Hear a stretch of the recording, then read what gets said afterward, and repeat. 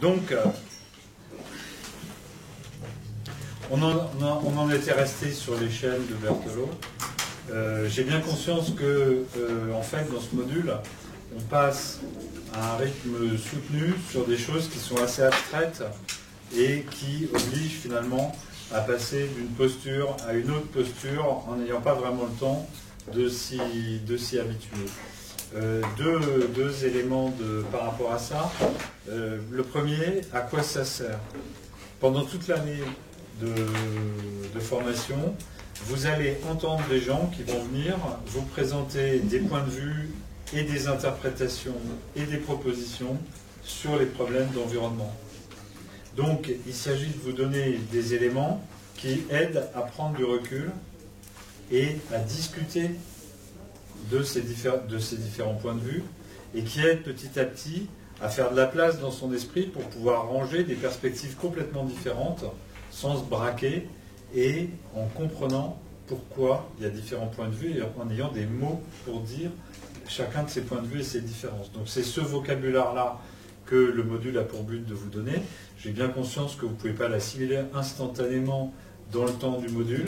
Donc on aura amplement l'occasion de revenir et vous aurez l'occasion de réutiliser ces notions. Hein, le but, c'est un peu comme de la gymnastique, c'est toujours dur. Les premiers cours de yoga, oui. Donc là, c'est pareil, c'est du yoga dans les cadres mentaux qu'on se donne pour comprendre les interprétations des problèmes environnementaux. Deuxièmement, le module, donc la partie théorique du module, on y est presque. Et en revanche, vous avez au programme une journée de plus dans ce module qui va être une journée de travaux dirigés. La manière dont ça va se passer, c'est que le matin, je vous donnerai une situation ou un texte dont je vous demanderai de l'interpréter en utilisant les quatre théories qu'on a vues là. Entre-temps, vous aurez le temps de revoir vos transparents, prendre ça un peu à tête reposée, etc. Et on divisera la classe en petits groupes, et chacun des petits groupes préparera un exposé pour interpréter, à partir des grilles de lecture que je vous ai données, la situation qui vous sera proposée. Donc, ce sera une manière d'apprendre en faisant, en jouant avec ces interprétations. Pardon? C'est ça qui sera noté et qui fera la note du module. C'est le 29. Oui, c'est ça. Est-ce qu'on va avoir un exemple d'analyse avec ces cadres-là? On voit à quoi ça ressemble d'analyser à travers ces cadres de projet. Je vous en ai donné au fur et à mesure. Les coquilles Saint-Jacques, vous avez eu, le trou d'ozone, vous avez eu... voilà. Coquille Saint-Jacques dans le cadre d'une analyse particulière. Ah oui, mais il est hors de question, ça n'est absolument pas à l'esprit de la chose, de dire on prend une situation et puis on met toutes les lunettes. C'est absolument pas ça la question. Et les TD que je vous donnerai, c'est absolument pas ça la question.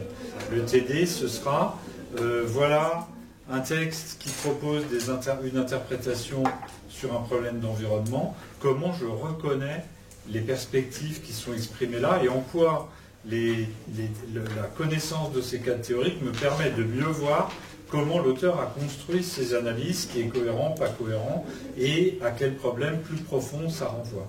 Hein, donc là, je suis dans une introduction à des perspectives théoriques différentes. Ce n'est pas un râtelier de fusil dans lequel on va partir à la chasse pour tirer avec tous les fusils. Ce n'est pas du tout le but. Ok ? Alors, donc, je vous promets, c'est la dernière volée de gros mots. Le module s'arrête dans 1h30. Donc là, mon but, c'est de vous faire comprendre, de vous donner quelques éléments de la terminologie anglo-saxonne pour qualifier ces différences de perspectives théoristes. Donc on va tout de suite, je vais m'appuyer sur un texte qui s'appelle, en anglais, Controverse paradigmatique, contradiction et confluence émergente, de Guba et Lincoln. Alors Guba et Lincoln, ce texte, il est tiré d'un énorme textbook sur la recherche qualitative. Et ce textbook nous montre 30 approches différentes en recherche qualitative, chacune avec un chercheur qui a écrit un chapitre en disant voilà, je vous montre un exemple de telle ou telle démarche en recherche qualitative. Et Guba et Lincoln ont écrit un chapitre transversal, un peu comme Berthelot dans son bouquin lui, en disant ben voilà, comment est-ce qu'on peut arriver à mettre de l'ordre dans toute cette multiplicité d'approches. C'est dommage que je ne puisse pas filmer ce que ça vous inspire.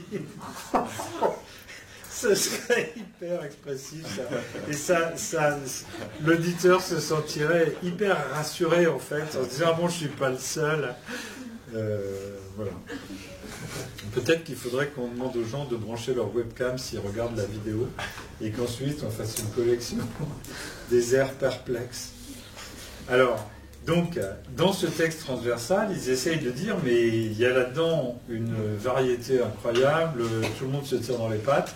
Comment on peut mettre de l'ordre là-dedans? Et il propose une typologie en 5 catégories, avec les mots suivants pour les désigner: positiviste, néopositiviste, théorie critique, constructivisme et participationnisme.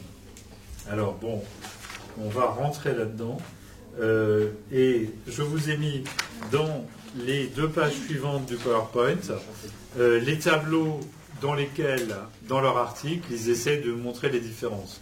On ne va pas prendre toutes les cases des tableaux, je vais juste m'appuyer dessus pour vous donner à comprendre ce que sont ces postures épistémologiques qu'ils essayent de différencier. En bref, positiviste, c'est l'approche de la science dans les manuels scolaires élémentaires, celle contre laquelle Bruno Latour s'insurge dans la science en action. Et donc, dans l'approche positiviste, il y a cette croyance que les vérités scientifiques sont des vérités éternelles. Une fois qu'on les a démontrées, elles constituent une connaissance pure. Et en règle générale, on les a accumulées par des méthodes quantitatives, expérimentales, qui font une forme de preuve indiscutable que ce sont des vérités scientifiques. Donc ça, c'est la conception classique de la science. La science faite, hein, dirait Bruno Latour.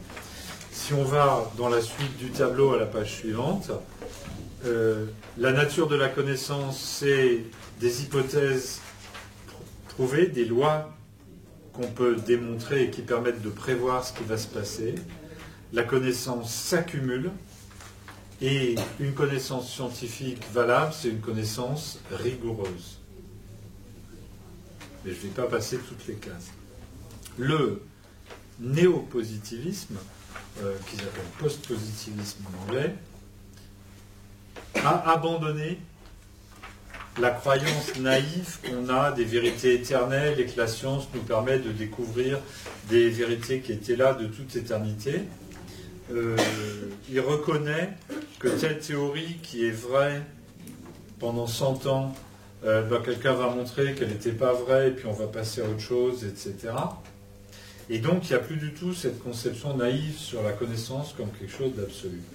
Mais en revanche, la solution proposée par les néopositivistes, finalement, elle consiste à dire on sait que la connaissance qu'on fabrique n'est pas une connaissance pure, une connaissance pour toujours et tout, mais les méthodes de la science purement objectiviste, etc., sont la meilleure approximation qu'on ait, et donc on va se dire que des connaissances ont de la valeur si elles sont fabriquées avec des méthodologies très très rigoureuses, comme dans l'optique positiviste.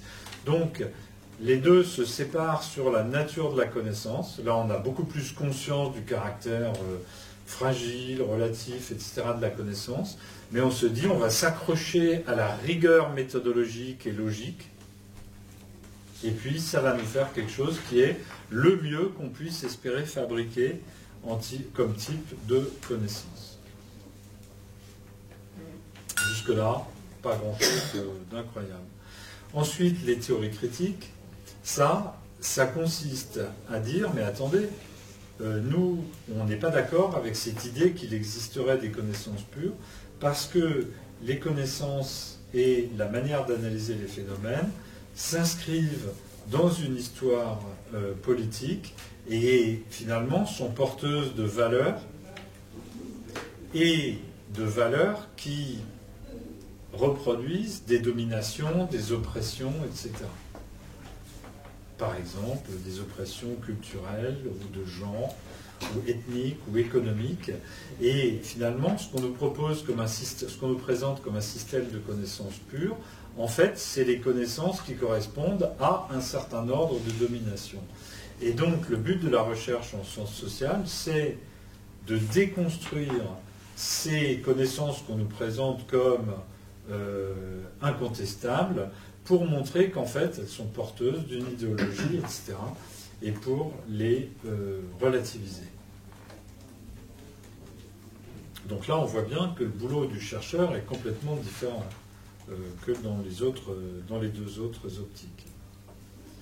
Le constructivisme, c'est au contraire le nom qu'il propose pour les différentes approches qui consistent à dire la connaissance, elle est socialement construite. Donc la question, c'est pas de se demander si elle est opprimante, parfaite, etc. C'est d'essayer de la construire le mieux possible au regard des circonstances. Donc, on va accepter le caractère relatif construit, mais on ne va pas essayer, comme dans le post-positivisme ou le néopositivisme, plutôt que j'appelle le néopositivisme en français, de se ramener à une rigueur formelle, etc. On va plutôt s'interroger sur la pertinence de telle ou telle construction de savoir dans un contexte en fonction de ce qu'on a envie de faire avec les connaissances. Ok. Et alors, les auteurs, le texte sur lequel je m'appuie, il vient de la 3e édition de ce bouquin, de 2005. Et les auteurs nous disent, voilà, dans l'édition précédente, on avait distingué ces 4 formes de recherche. Positiviste, néopositiviste, critique ou constructiviste. Et ils disent, mais là, quand on regarde les textes qu'on a reçus et l'état des recherches qualitatives, on s'aperçoit qu'il y a pas mal de recherches qui ne rentrent pas du tout dans ces cases et qui n'existaient pas il y a 5 ans ou 7 ans, je ne me rappelle plus l'intervalle entre les 2 éditions. Et donc, ils ont rajouté une 5e catégorie qu'ils appellent les recherches participatives. Et là, on est dans des chercheurs qui disent, mais il n'y a pas ces critères d'objectivité absolue, de vérité scientifique, etc. Ça n'est pas légitime. En fait, ce qui compte, c'est qu'on ait fabriqué la recherche et les connaissances avec les gens du terrain.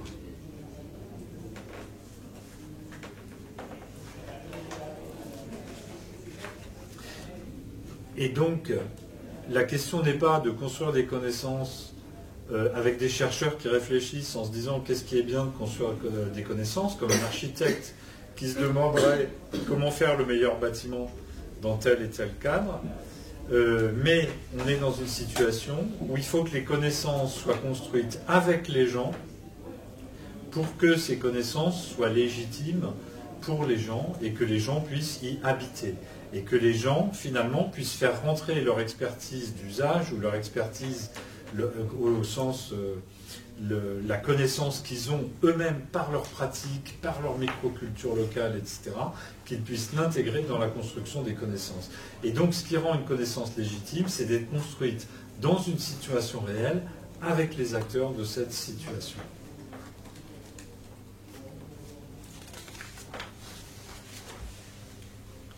Donc, je vais résumer un peu brutalement ce que nous disent Guba et Lincoln. En fait, il y a 2 critères fondamentaux qui séparent ces différentes grandes familles, disons, d'approches. La première, c'est quelle est l'attitude du chercheur par rapport aux conséquences et aux intentions pratiques de la recherche. Dans une recherche positiviste, dans une optique positiviste, on rejette l'existence de tout lien. Il y a des connaissances pures, soit c'est une connaissance scientifique, soit non. Et si c'est une connaissance scientifique, c'est une vérité indépendamment de ce qu'on veut en faire. La loi de la gravité, elle ne dépend pas de ce qu'on veut en faire. Si vous êtes sur une posture néo-positiviste, vous allez dire ouais, c'est vrai qu'il y a une visée pratique de la science, etc. Mais il ne faut pas se guider sur cette visée pratique, parce que sans ça, on va raconter n'importe quoi. Il faut faire comme si elle n'existait pas et mettre en œuvre des méthodes rigoureuses. Et c'est comme ça qu'on sera le plus utile, le plus fécond. On va générer autre chose que simplement des commentaires orientés. Pour les théories critiques, c'est l'inverse. Les connaissances sont directement liées à des intérêts politiques. Et donc, ce qu'on va faire, c'est donner comme but à la recherche de mettre en évidence les liens très forts entre telle ou telle affirmation scientifique et tel ou tel intérêt politique. Dans le constructivisme, on va dire, mais en fait, là, vous nous parlez de liaison entre des connaissances d'un côté, des pratiques de l'autre, les deux se construisent ensemble, et donc cette différenciation n'a pas de sens, il faut raisonner tout autrement. Et puis dans le participationnisme, la liaison est une liaison concrète, c'est-à-dire que c'est parce que les chercheurs travaillent concrètement avec les acteurs qu'on a une relation acceptable et productive entre l'action et la connaissance.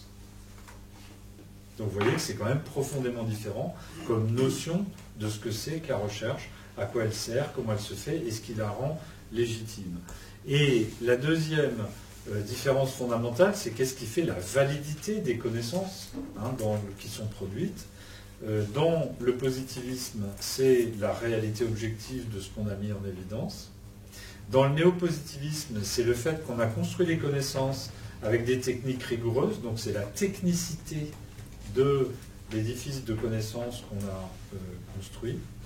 Dans les théories, dans les autres théories, la validité, c'est une validité de l'interprétation, c'est-à-dire que ce n'est pas la méthode, mais la perspective dans laquelle on se place qui crée la validité. Pour les théories critiques, une recherche est valide si elle permet de se désaliéner, c'est-à-dire si elle dévoile et dénonce des aliénations dont on n'était pas conscient avant, ou des liens entre connaissance et action qu'on ne voyait pas. Dans le constructivisme, ce qui fait la valeur, c'est la réflexivité, c'est-à-dire qu'on élabore un système en conscience, en réfléchissant au fur et à mesure sur ce qui permet ou pas de faire, sur ses limites, etc. Et puis, dans la posture participationniste, c'est la congruence entre théorie et pratique, c'est parce qu'on ne sépare pas en termes pratiques, dans la pratique même de la recherche, la théorie et la pratique, on fait avec les praticiens et on construit ensemble, sur place, en situation, et c'est ça, en fait, qui rend la connaissance valide. Donc vous voyez que là aussi, les différences sont quand même bien tranchées, et donc ces mots, ils permettent de prendre conscience de la diversité incroyable des postures entre des gens qui vont vous montrer statistiquement les causes des comportements un tel, et les autres qui vont critiquer telle ou telle interprétation de la biodiversité au nom des intérêts politiques qui la sous-tendent. Vous voyez qu'il y a un monde de différence dans ce qui est considéré comme une recherche valable.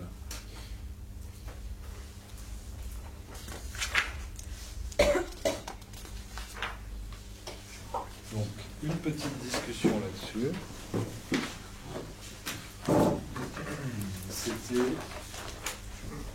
le dernier cours de vocabulaire. On y va. J'ai pas compris la différence entre les théories critiques et le constructivisme. Enfin, dans les deux cas, on reprend un recul par rapport à ce qu'on fait. Mais du coup, Oui, mais dans un cas, ce recul, il est de l'ordre du dévoilement et de la dénonciation. Vous nous dites, comment on va dire, je prends un exemple, je cherche. Par exemple, vous nous dites que si les élèves de milieux défavorisés ont moins de succès scolaire dans l'enseignement supérieur, c'est parce qu'ils ont fait des choix autres, par exemple de devenir mécanicien auto plutôt que de faire un master en sciences politiques. Mais nous, en ayant analysé les trajectoires et tout, on vous dit que, en réalité, votre explication est idéologique parce qu'elle sert à gommer les dominations politiques qui font que, en fait, les fils d'ouvriers vont terminer mécano-garagistes, alors que les fils de cadres supérieurs vont terminer cadres. Donc, on est dans la déconstruction critique des théories. Alors que le constructivisme, lui, premièrement, il n'a pas besoin de dire telle théorie, elle est liée à des intérêts d'action. On considère que c'est le cas dès le départ. Et deuxièmement, il ne dénonce pas. Il n'est pas à la recherche d'endroits où il peut montrer qu'il y a des intentions machiavéliques derrière des théories. Il est là pour dire moi je suis là pour vous accompagner et pour construire des théories utiles. C'est pragmatique. C'est pragmatique, voilà. La sociologie pragmatique qu'on a vue dans le cours, c'est l'exemple type du constructivisme.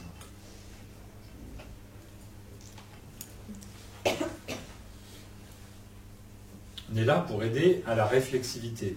On n'est pas là pour dénoncer des prises de pouvoir cachées. Et, Du coup, là, cette grille d'analyse, on peut l'appliquer aux théories qu'on a vues pour l'environnement, c'est ça? Ah bah alors donc, on va le faire. Dans un instant, on va passer en revue, donc je ne le fais pas maintenant, mais on va appliquer ce vocabulaire avec nos 4 théories. On va regarder ce qu'elles ont à dire sur les sapajous et en quoi ça nous aide d'avoir pu regarder les différentes perspectives. D'autres remarques sur ces 5 gros mots américains?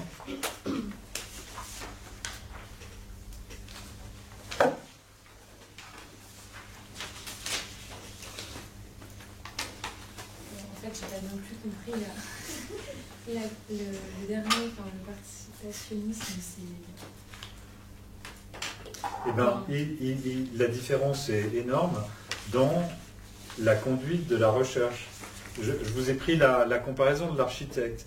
Un architecte constructiviste, il va être dans son bureau avec son équipe d'architectes et il va essayer de concevoir le bâtiment qui permettra les meilleurs usages aux populations cibles. Ok ?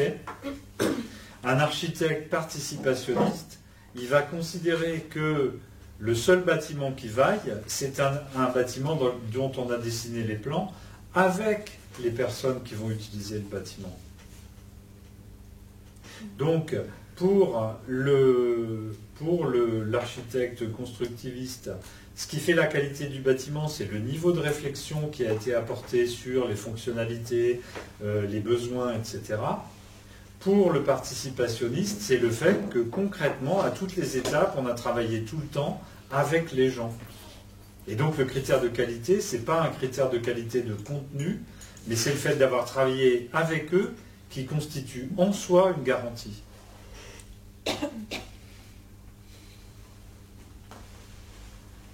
Heureusement que vous posez ces questions, je pense que tout le monde en profite du fait de passer une deuxième couche. Est-ce qu'on peut conjuguer ces approches entre elles? Non. Ben non, puisque les critères de qualité ne sont pas les mêmes. Je prends un exemple. Si le critère de qualité, c'est d'avoir cherché la vérité en toute indépendance, en étant appuyé entièrement sur la compétence technique, le fait de laisser des profanes venir travailler avec vous et influencer le contenu de ce que vous faites baisse la qualité. Oui. Ah oui, il n'y a pas à tortiller là. Par l'exemple de l'architecte, on peut imaginer un architecte qui se dit ok, il faut prendre en compte les avis des habitants qui ont été dans l'immeuble. En même temps, je peux réfléchir en amont aussi sur moi comment je conçois les choses. Et du coup, je sais pas, imaginer des services de recyclage des ordures ou de services énergétiques optimal, etc. Mais la différence fondamentale, c'est que... Pas fini. Ouais, et du coup, essayer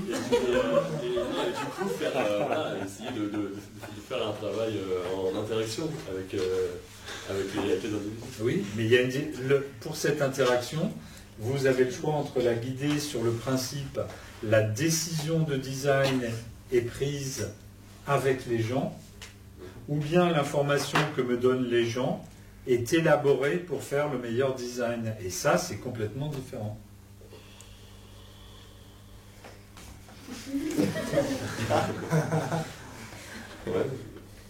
Il y a une...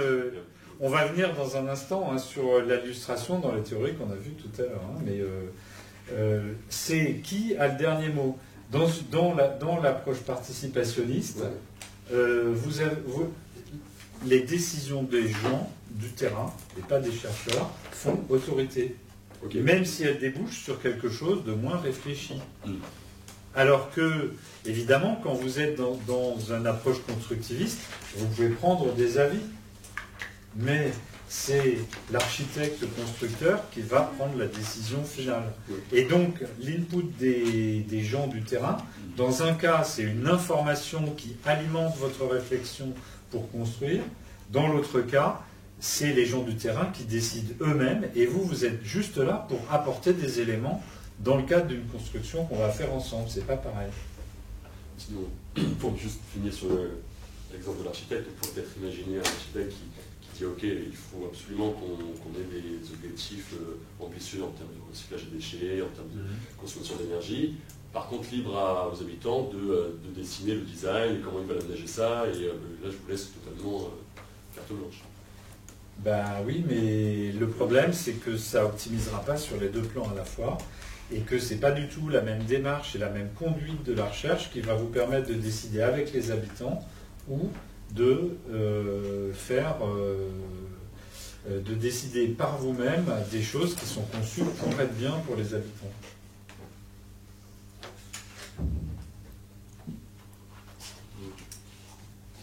Mais est-ce qu'au niveau du design de la construction, c'est pas quelque part un collectif ou une communauté qui va être à même d'apprécier, c'est-à-dire les habitants, les artistes éventuellement? C'est ce que dit le paradigme participationniste. Mais vous avez dit que le design va être, en finale, va être moins bon. Il va être moins bon dans les critères constructivistes. Mais par définition, il va être meilleur dans les critères participationnistes s'il est pris avec les gens. Je vous donne un exemple qui, moi, me fait toujours rire. C'est les écoquartiers. À Grenoble, un écoquartier a été conçu et les concepteurs de l'écoquartier ont conçu l'écoquartier pour guider les gens vers des comportements plus écologiques. Par exemple, les surfaces de sol sont faites pour être nettoyées avec des nettoyants écologiques. C'est-à-dire qu'elles réagissent mieux que d'autres surfaces aux nettoyants écologiques, mais par contre, on ne peut pas utiliser de nettoyants classiques. Les habitants qui ont emménagé dans cet écoquartier sont furieux parce qu'une partie d'entre eux veulent utiliser des nettoyants classiques. Et donc, pourquoi? Parce que, par exemple, il y a des familles dans lesquelles, si on n'a pas passé d'eau de javel, c'est pas propre. L'odeur n'est pas propre. Et donc, non, mais il y a des gens pour qui, si on n'a pas passé l'eau de javel, ça n'est pas propre. Donc, ces gens-là, pour eux, c'est une violence qu'on leur fait, de leur imposer d'habiter dans un logement dont ils ont constamment l'impression qu'il n'est pas propre. Dans une optique de design constructiviste, où on dit, finalement, nous, en toute réflexivité, on construit un habitat qui oriente dans quelle direction, pas de problème. Si on avait conçu avec les habitants, on aurait des carrelages passables à l'eau de javel. Donc les critères ne sont pas les mêmes, ce n'est pas le même paradigme de dire on doit construire avec les habitants ou je dois construire dans un cadre réflexif en fonction d'un projet qui tient compte des habitants mais qui ne leur donne pas le dernier mot.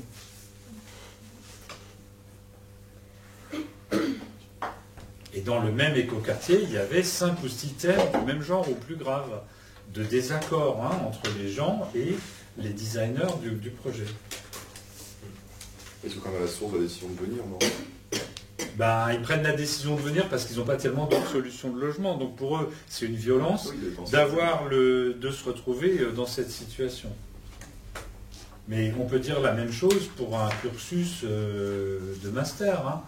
Le cursus de master, il est designé par l'équipe pédagogique du master, avec en tête l'idée que ça va être bien pour les membres, mais si les participants du master étaient ceux qui décidaient sur le programme, les choix, les méthodes de notation, on arriverait à quelque chose de conçu complètement autrement. Donc, il y a quand même une ligne de crête entre les deux approches. Il y a aussi la marque là de consommation qui met des questionnaires en ligne pour qu'on détermine pour chaque critère ce que le consommateur préfère, et ils font une moyenne, et après ils commercialisent le produit en fonction des réponses du consommateur. Oui, ben, c'est... Si vous connaissez. Voilà. Alors, mais alors là, on n'est plus vraiment dans de la... C'est pas de la politique. On n'est plus vraiment dans de la recherche. Mais en tout cas, ce qui est sûr, c'est que depuis une quinzaine d'années, il y a une montée énorme de gens qui disent « je m'en fous de la réalité objective de ma recherche, c'est pas ça la question. La question, c'est est-ce que je fabrique des connaissances ou c'est les gens qui ont le dernier mot sur les connaissances ?»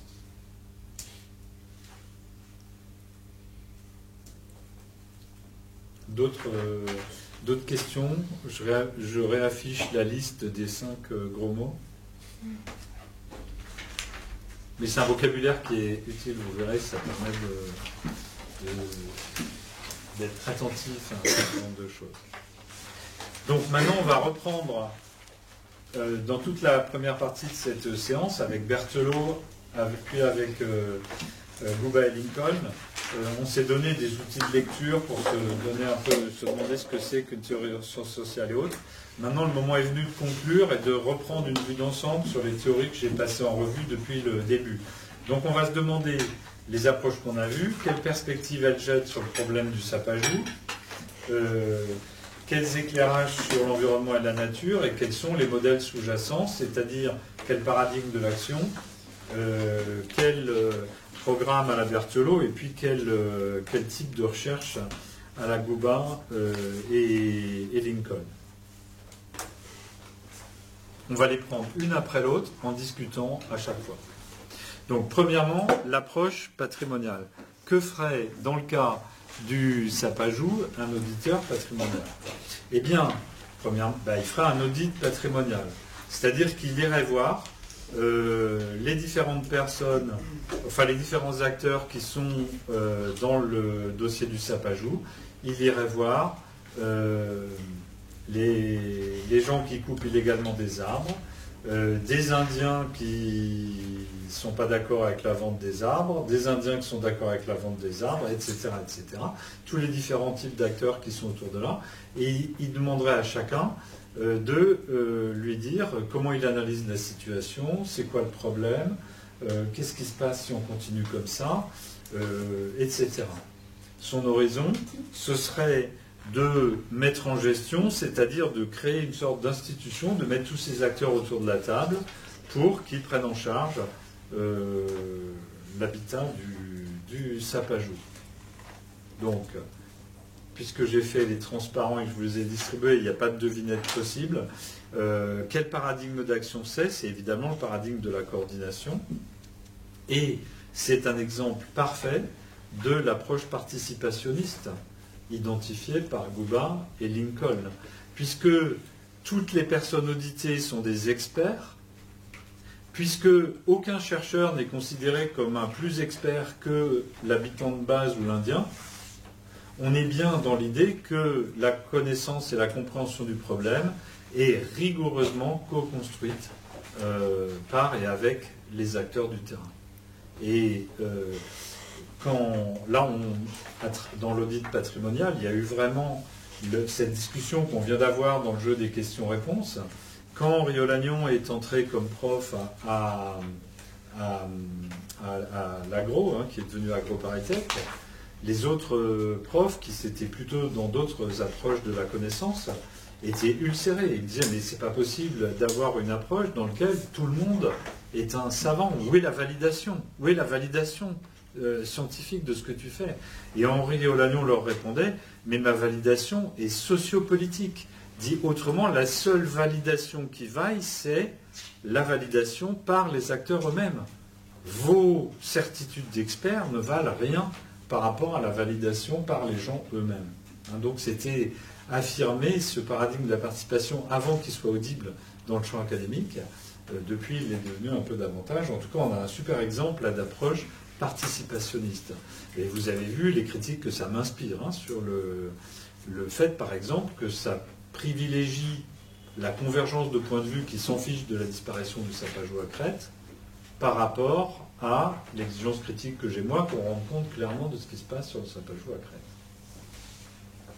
Alors, discussion sur l'approche patrimoniale. Est-ce que vous voyez donc ce que ferait l'approche patrimoniale pour le sapajou à Crète? Est-ce que c'est une bonne approche? Pas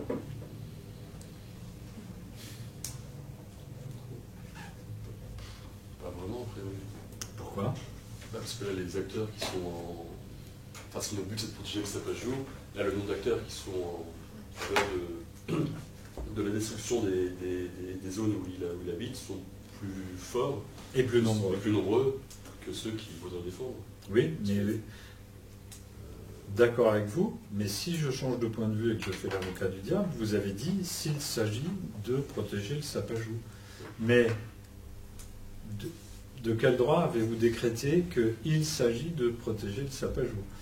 Donc l'idée est de dire, en fait, ce dont il s'agit, seuls les gens du terrain, de la base, sont à même de le décider. Ce n'est pas uniquement une question de connaissance. Ceux dont il s'agit sont les gens de la base qui sont à même de le décider. Donc, c'est eux qui sont seuls légitimes pour définir le problème. Mais du coup, dans un problème d'environnement, le but, c'est de...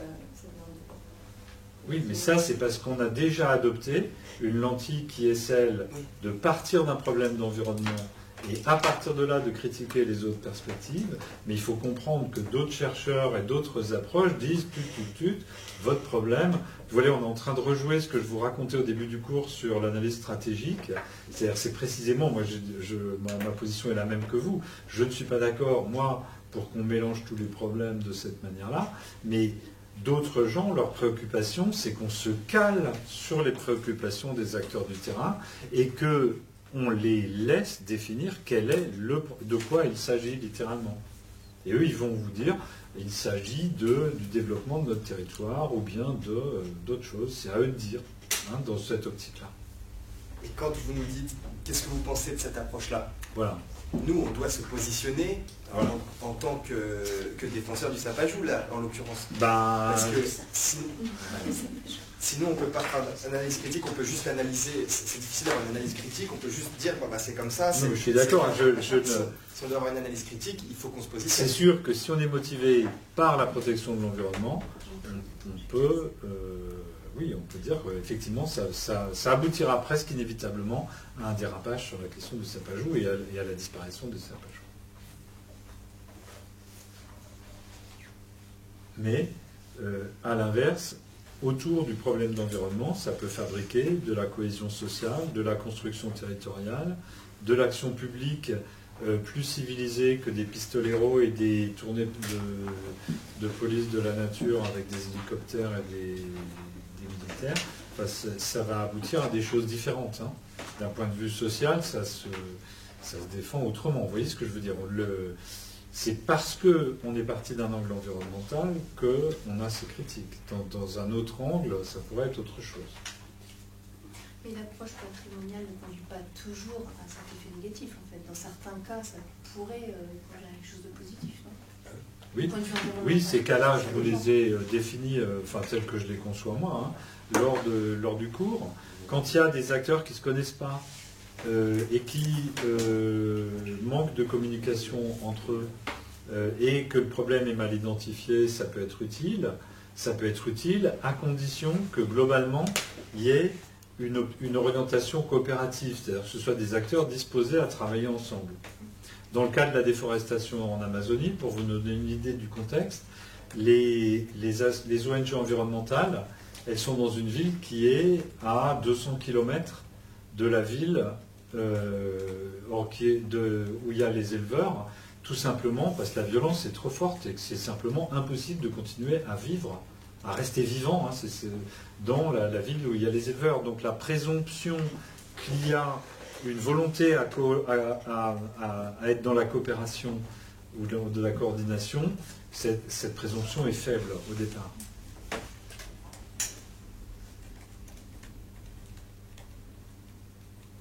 Mais dans d'autres cas, hein, où il y aurait plus cette présomption, oui, ça peut être utile. Et même dans ce cas-là, ça peut en tout cas, ça orientera plus vers une résolution du conflit, même si c'est au prix de laisser le problème environnemental aller dans le mur. Et dans certaines situations, c'est ça que choisissent les acteurs. Alors, que ferait un disciple de Latour sur le sapajou à Crète? On change de lunettes. Hein. Pardon, allez-y.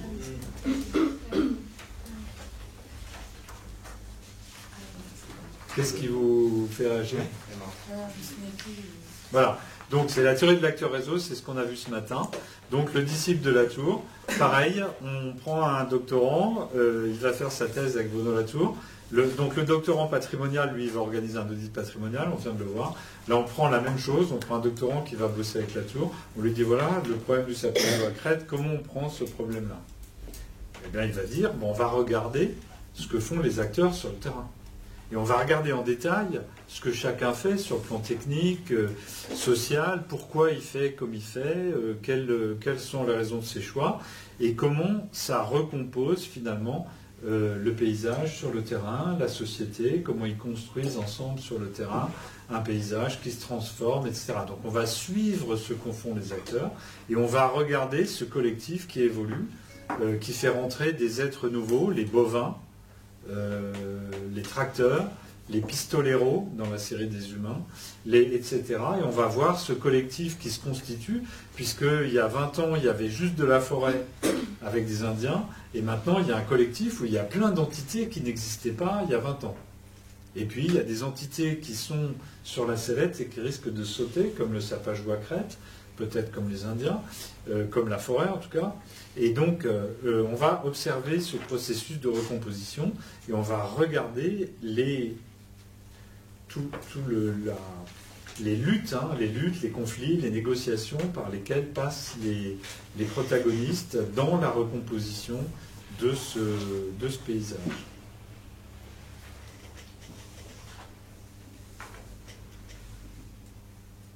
Et donc, si on est dans l'optique de Bruno Latour, ça va être le paradigme de la coordination, c'est une sorte de collectif où les acteurs négocient ensemble en permanence. Si on se plaçait d'un point de vue à la Michel Calon, on considérait par exemple l'élevage bovin comme une innovation par laquelle les gens qui l'apportent restructurent le territoire et fabriquent en fait une communauté humaine là où il n'y avait que de la forêt, avec des Indiens qui étaient loin. Et là, on aurait, dans ce cas-là, le paradigme de l'acteur minoritaire de changement. À partir de ces pionniers éleveurs de bovins, on a la construction d'un territoire, d'une communauté, etc. Donc, cette approche, ces approches de l'acteur réseau, c'est des approches constructivistes par excellence, hein. C'est-à-dire que c'est eux qui ont défendu le plus nettement le constructivisme. Là, on construit les connaissances et ils observent comment les connaissances se construisent et eux-mêmes acceptent l'idée que la connaissance elle est construite au fur et à mesure. Ouais. Qu'est-ce que ce serait que la perplexité dans cette...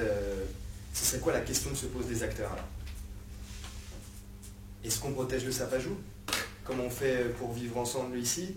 Oui, la perplexité c'est, restons polis, tue Dieu, si on continue comme ça, le sapajou va disparaître.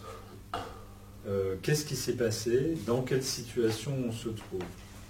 Et là, on se dit, ah ben dis donc, on est dans un collectif en voie d'expansion, dans lequel on a invité des bovins, des marchands de bestiaux, des fonctionnaires de l'environnement, etc. Et donc la question c'est, est-ce qu'on doit s'assurer qu'il reste une place pour le sapajou dans le collectif? Alors, la perplexité au début, c'est c'est l'alarme là-dessus, et puis les autres qui disent, mais attends, on a plein de problèmes incroyables ici, de quoi on vient nous parler de sapajou. Et puis après, on commence à explorer, qu'est-ce qu'il faudrait faire pour conserver le sapajou. Il faudrait garder au moins 500 000 hectares de forêt. Ah ouais, d'accord, ok. Ça, c'est compliqué. Est-ce qu'on peut imaginer des systèmes mixtes, machin, truc. Et après, on renégocierait. Et c'est la question, est-ce qu'on va arriver ou pas à renégocier une place. Donc, par exemple, l'ONG américaine qui achète une grande parcelle de forêt, elle fait la même chose que vous avec vos paniers d'AMAP. Vous attendez pas d'avoir le feu vert juridique des juristes de la CNAM, mais vous dites ok, à partir de mardi, vous venez vendre vos paniers d'AMAP, j'ai déjà la liste des gens qui en veulent. Et bien là, ils disent ok, on achète un terrain, et boum, là, on va mettre en priorité les besoins du sapajou sur une partie du territoire. Puis il y en a d'autres qui gueulent en disant c'est un scandale d'interdire des pratiques dans une partie du territoire. Et donc là, on est dans un début de re-hiérarchisation. Pareil pour l'État brésilien qui dit on va déclarer une réserve extractiviste. Là, on a établi une priorité sur ce territoire-là, mais elle est contestée. Il y a des Indiens qui disent non, nous, on va vendre le bois quand même. Donc, c'est pas stabilisé, on n'arrive pas à l'institutionnaliser vraiment. Donc, c'est ça la lecture. C'est est-ce qu'on va arriver à fabriquer un monde dans cet endroit d'Amazonie où les sapajous aient une place dans la collectivité, dans le collectif, au sens politique du terme, en fait, finalement. C'est-à-dire qu'on sera mis d'accord pour dire, oui, ils sont bien là, ils font partie de notre collectif. Mais je crois qu'avec Calon, il y a quand même l'idée d'introduire une innovation scientifique, technologique et ou organisationnelle pour trouver une solution. Oui, mais là, ça dépend de la question, ça dépend de qu'est-ce qu'on veut expliquer. Là, vous m'avez posé la question, si on arrivait avec une optique des politiques de la nature de la tour, qu'est-ce qu'on verrait sur le sapajou? Moi, le Calon, j'en sais rien. Moi, je vous ai parlé des bovins, là. Mais, je ne sais pas ce qu'on ferait pour les sapajous avec Calon. Il y aurait quelque chose à faire seulement si, sur le terrain, vous observiez des gens qui essayent d'innover.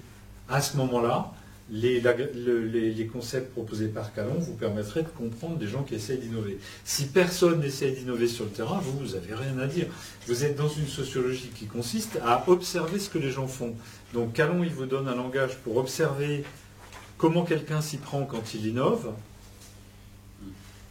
Latour, il vous donne un langage pour raisonner en termes de collectif politique, pour regarder qu'est-ce qui se passe quand des gens sont sur le point d'éjecter ou d'admettre une entité nouvelle dans leur collectif. En l'occurrence, là, ils sont sur le point d'éjecter le sapajou. Donc là, moi, je ne vois pas d'innovateur qui aurait besoin de suivre s'agissant du sapajou. Il faut que je réfléchisse. Encore une question. Là, mais je vous prends un exemple. S'il existait sur ce territoire des gens qui vous disent « Moi, j'ai une méthode d'agroforesterie qui crée un habitat viable pour le sapajou », s'il y avait ces gens-là sur le territoire, alors je pourrais les suivre. Mais comme on est dans une sociologie qui ne propose pas, mais qui observe ce que font les gens, s'il n'y a pas d'innovateur, il n'y a rien, il n'y a pas de grain à moudre pour une approche à la Calon. On est là pour observer les gens qui essaient d'innover. S'il n'y a pas de gens qui essaient d'innover, il n'y a rien à voir. Non, mais c'est ça qui est dramatique, s'il n'y a pas cet innovateur. C'est dramatique d'un point de vue normatif, mais du point de vue du sociologue, si vous voulez, si je suis spécialiste des cerfs dans une forêt où il n'y a pas de cerfs, la seule chose que je peux faire, c'est constater qu'il n'y a pas de cerfs. Et après, je vais chercher un... Mais ça, c'est dans toute situation. Il faut forcément qu'il y ait des... Ah ben non. Si vous êtes dans une optique de gestion, par exemple, si vous êtes quelqu'un qui est en stratégie en gestion, vous pouvez arriver dans la forêt où il n'y a pas de cerfs et dire, moi, le problème que j'étudie, c'est comment on pourrait mettre des cerfs. C'est pas la même chose. Mais si vous êtes un sociologue de l'innovation, vous observez les gens qui innovent. Vous n'allez pas vous substituez à eux. Mais dans une approche stratégique, bien sûr, vous allez vous imaginer à la place des gens qui voudraient mettre des serres. Donc c'est un positionnement complètement autre, on va y venir dans un instant. D'autres remarques sur... ouais. Sur le, si on se positionne, si on reprend l'histoire des sapes à joues, on se positionne, on va voir que là, en l'occurrence, il y a une approche qui est bien plus intelligente qu'une autre. Et que là, Qu'est-ce si que vous voulez dire? dans le sens où, si on veut faire en sorte qu'on protège les sapes à joues, on ne va jamais tenter l'approche patrimoniale ici, parce qu'on sait que ce n'est pas leur intérêt premier aux acteurs qu'on va mettre autour de la table, et c'est bien plus intelligent de faire soit une analyse stratégique en mettant le sape à joues, ou bien la théorie de l'acteur réseau, parce qu'on mettra au sape à joues au cœur de la question si on arrive à les mettre autour de la table. Oui, mais dans la théorie de l'acteur réseau, vous allez rien faire, vous allez juste observer, hein, puisque vous êtes un sociologue qui observe comment les choses se recomposent. Donc on ne peut pas juger ça du point de vue de l'action, vous êtes juste là pour observer. Dans la théorie, dans l'approche patrimoniale, je suis d'accord avec vous, à un point près, c'est que vous pouvez choisir l'approche patrimoniale si vous pensez que le fait que des gens s'entretuent pour la déforestation est plus grave que la déforestation elle-même, et donc que vous êtes prêt à tenter une négociation entre ces gens au risque que cette négociation aboutisse à la déforestation. Mais quand la théorie de l'acteur réseau, quand on fait une consultation, c'est une forme d'action. Mais il n'y a pas de consultation dans la théorie de l'acteur réseau. Le sociologue observe et les théoriciens vous proposent un vocabulaire qui vous permet d'observer, mais ce n'est pas là pour organiser les choses. La tour, il ne vous dit pas voilà comment il faut organiser. Il vous dit voilà comment ça fonctionne, la prise en compte ou pas d'un problème dans le cadre d'un collectif. Et du coup, je comprends pas, enfin, qu'à Lyon, c'est un peu mixte. Enfin, il y a quand même une action. Enfin, il y a une action technique, enfin, il y a quelque chose. Bah, non, lui, il vous dit s'il y a un innovateur, alors cet innovateur son raisonnement va être d'essayer de créer un point de passage obligé. Et donc, c'est dans ces termes-là qu'on va pouvoir décrire et analyser le mieux sa tentative d'innovation. Et donc, on va avoir un vocabulaire pour dire qu'est-ce qui peut marcher ou pas, qu'est-ce qui marche ou pas pour cet innovateur. Et du coup, c'est un peu... C'est les sociologues, ils sont là pour observer ce qui se passe. Ils ne sont pas là pour designer des nouveaux systèmes. Oui, mais... C'est super important, là, ce bout de discussion. Oui, je comprends ce que vous voulez dire, mais du coup, c'est... Enfin, on peut considérer que chaque théorie, c'est une façon d'observer comment faire, non? Ça ne veut pas dire qu'on peut très bien la mettre en pratique, non? Enfin, on pourrait très bien mettre en pratique la théorie de l'acteur réseau en disant... Mais non, qui va la mettre en pratique? Ah, ok. Ben oui. Il y a une différence énorme. Dans l'audit patrimonial, vous arrivez en disant « Moi, je suis là pour mettre les gens autour de la table ». Ah oui, ça fait partie de l'approche. Dans la théorie de l'acteur réseau, c'est observons comment se nouent et se transforment les relations entre les membres du collectif. Ou bien observons comment cet innovateur, dont je constate qu'il est sur le terrain, essaye de s'y prendre pour créer un passage obligé, et voyons voir s'il va réussir à faire passer tous les acteurs, humains et non humains, dans son passage obligé. C'est totalement passif en fait. Ah, c'est du boulot aussi, hein. Ah non, mais je veux dire, c'est une fois. Mais à la limite, j'ai envie de dire, une fois qu'on a fait ce boulot, on va dire, bah oui, mais chacun son boulot. Mais par contre, ce qu'il faut voir, c'est que... Allez-y, allez jusqu'au bout de votre réaction. Non, ce que je veux dire, c'est que dans ce cas-là, je comprends pas pourquoi si c'est vraiment ça, pourquoi on le met avec les autres théories qu'on a vues, parce que du coup, c'est pas... Mais parce que lorsque vous allez écouter des spécialistes qui vont vous parler des problèmes d'environnement, vous allez constater que certains sont dans une posture d'observation, même s'ils font semblant d'avoir des choses à proposer, et d'autres sont au contraire dans une posture de proposition, même s'ils font semblant d'avoir une analyse super précise de ce qui se passe. Et le point clé, c'est de comprendre que on ne peut pas faire les deux à un haut niveau, c'est pas possible. Il y a un prix à payer. C'est-à-dire qu'en fait, l'approche pragmatique de sociologie à la Latour ou à la Calon, elle permet de décrire avec une précision inégalée et avec une fidélité totale ce que les gens font. Alors que les approches qui sont plus orientées sur le design, comme une analyse stratégique, on va y venir, ou l'analyse patrimoniale, elles plaquent des cadres beaucoup plus grossiers pour que les gens puissent s'investir là-dessus et que ça serve de design. Vous ne pouvez pas en même temps observer finement ce qui se passe et prendre les choses en main. Vous pouvez faire un peu des deux, mais là, en l'occurrence, en tout cas, ces sociologies-là de l'innovation, elles se donnent, si vous lisez les textes de Latour, l'objectif, c'est de suivre fidèlement et en détail, de comprendre très précisément ce que les gens font, ce qu'ils disent, pourquoi, comment, et de comprendre dans la situation comment ils agissent. Et l'idée, c'est que le fait que vous fassiez ça, ça permet peut-être à d'autres de proposer des actions dans la situation, parce que vous les aurez aidés à voir des choses qu'ils n'auraient pas vues sans ça. Mais vous ne pouvez pas en même temps être psychanalyste et organisateur de la vie des gens. Mais du coup, le cas des coquilles Saint-Jacques, c'est quand même un cas où il y a eu... Enfin, c'est pas juste une observation. Enfin, là, on a observé, nous, comme on l'a présenté, on l'a observé, mais en soi, il y a bien eu des techniciens qui ont fait quelque chose. Enfin, mais il y a eu des innovateurs qui ont innové. Oui. Donc, en sociologie d'innovation, on regarde les gens qui innovent. Mais du point de vue de ceux qui ont innové, ils se placent dans une autre théorie, du coup. Ah ben, ceux qui ont innové, ils font pas de théorie, ils font. Et du coup, ils sont sur l'analyse. Mais ils sont bien sur un mode d'action. Oui, mais ils sont pas sur une théorie, ils font.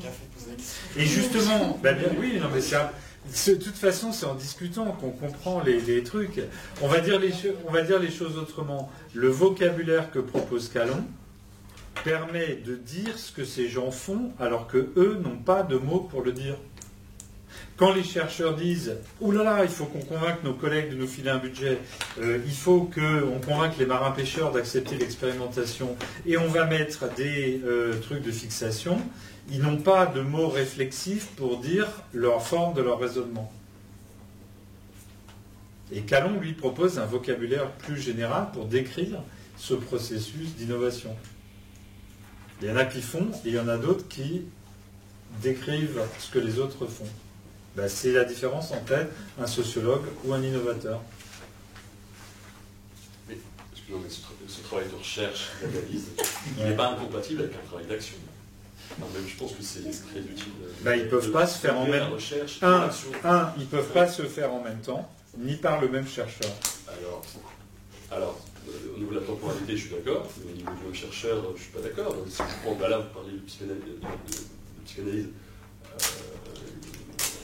Un psychiatre du travail peut très bien après mettre des recommandations sur les pathologies liées au travail dans notre société moderne. Il peut faire des commentaires généraux, mais c'est tout. Imaginez que votre psychanalyste, voyant que vous avez des problèmes de couple, oui, mais c'est bien ça la question. Là, on est sur une personne qui met en œuvre un angle d'approche pour comprendre une situation et quelle est sa posture par rapport à la situation. Donc le psychanalyste qui voit que vous avez des problèmes de couple, il pourrait vous demander de l'inviter à dîner dans cette perspective.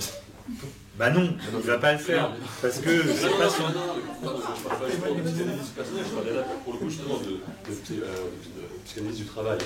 C'est autre chose, c'est-à-dire que l'incidence, elle n'est pas dans la relation individuelle entre le psychanalyste et le patient. C'est-à-dire qu'avec une étude et une connaissance d'un cas et de plusieurs cas particuliers, il va émettre des préconisations pour... Là, ce n'est pas le cas. Il ne s'agit absolument pas de ça. Il s'agit de se mettre en position, il s'agit de se donner des outils pour observer en détail ce qui se passe. Ça peut être utile pour l'action à d'autres, mais la posture même d'observation qui permet les observations les plus précises est contradictoire avec le fait de s'engager dans l'action. Et les postures qui amènent à s'engager dans l'action, elles obligent à adopter des cadres d'analyse plus simples, qui sont des cadres d'analyse de design. On ne peut pas être gagnant sur tous les tableaux, il faut faire des choix. Je vois que ça vous gêne, hein. Vous aimeriez qu'on puisse être à la fois un observateur le plus précis possible et engagé dans l'action. C'est pas possible. C'est un problème alors. Non. Il y a quand même un truc génial. Non mais imaginez. C'est comme si on disait pour manger, il faut que j'aille chez le marchand de légumes, chez le boulanger, chez le torréfacteur de café, et puis que vous me disiez, ah oui, mais celui qui est torréfacteur de café, il pourrait aussi faire du pain. Pourquoi il faut que ce ne soit pas le même, qu'il soit... C'est une question de répartition des jobs. Ce serait mieux. Mais pourquoi ce serait mieux? Comme ça, on va d'une traite, il n'y a pas besoin d'aller à droite et à gauche. Mais est-ce que vous pensez... Est-ce que vous pensez... Ben oui, mais c'est... Est-ce que... Moi j'ai pas envie... je pense pas du tout que le même mec puisse être à la fois un excellent boulanger, un excellent torréfacteur de café, un excellent marchand de fruits, un excellent poissonnier, etc. Non, bien sûr, mais là c'est des domaines totalement différents. Entre la personne qui a étudié la question, celui qui s'y connaît le mieux là-dedans, pour moi ce sera peut-être l'un des mieux placés, peut-être pas le mieux placé pour C'est pas le cas. Sur les gens qui l'ont étudié, par exemple celui qui vend des bananes, il s'y connaît en bananes. Ben oui, mais il s'y connaît pas en action. Et il ne s'y connaît pas en action. Et donc, les qualités et les cadres de pensée qui font les meilleures observations ne sont pas les formations, les qualités, les savoir-faire qui font le meilleur engagement dans l'action. Mais on avait quand même dit que le fait de bien comprendre, ça permet après d'améliorer la gestion, non? Le fait d'avoir des... Ça permet à d'autres de réfléchir en voyant ça, en disant « Ah tiens, mais est-ce que j'apprends des choses par rapport à ce que je suis en train de faire ?» En fait, ce serait un peu comme si on avait un styliste et un couturier. Par exemple, comme si on avait un styliste et un couturier, il y a quelqu'un qui imagine des concepts et quelqu'un qui est capable de les mettre en œuvre, mais c'est pas la même personne. Alors, c'est pas la comparaison n'est pas juste parce que n'imagine pas ce qu'on pourrait faire. Eux, ils disent je vous donne des théories qui permettent de mieux rendre compte de ce que les gens font. C'est-à-dire, je vous donne des mots pour dire ce que les gens font déjà. Hein? Donc, ils préconisent rien. Ils préconisent rien. Ça permet après d'améliorer. Mais le fait de comprendre de manière précise peut, dans certains cas, aider la réflexion de ceux qui essayent de faire. Mais il n'y a pas de relation directe, et encore moins de fait d'idée que l'observateur le plus précis serait aussi l'acteur le meilleur. On va prendre un autre exemple, un peu dans l'esprit de ce que vous faites. C'est la même différence qu'entre un couturier et